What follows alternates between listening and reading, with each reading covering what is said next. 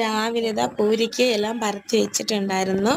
ചൂടോടെ അത് ചുടുന്നുണ്ട്. കുക്കറിൽ ഇതാ കുറച്ച് അവിയലുണ്ടാക്കി, ബീട്രൂട്ട് തോരനും ചൂര മീൻ കറിയുമാണ് ഇന്നത്തേക്ക്. ഇതാ അത് കണക്കാക്കി ഇതാ പൂരി എല്ലാം സെറ്റ് ആവുന്നുണ്ട്. ചൂടോടെ ആകുമ്പോൾ കഴിക്കുമ്പോഴേക്കും നല്ല ടേസ്റ്റ് അല്ലേ. അങ്ങനെ ഇതാ അതായി. ചോറ് വാർത്ത് വെച്ചു. ചോറ് ഇതാ 2 പാത്രത്തിലേക്കും കോരി വെച്ചിട്ടുണ്ട്.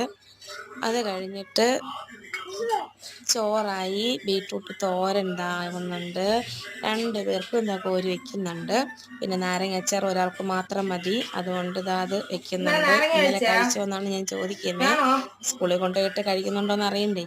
പിന്നെ ഇതാ നാരങ്ങ വെച്ചതിന് ശേഷം ഇതാ അവിയൽ കോരുന്നുണ്ട്. അവിയൽ ഇതാ 2 പേർക്കും എടുത്ത് വെച്ചു. അത് കഴിഞ്ഞിട്ട് മീൻകറി.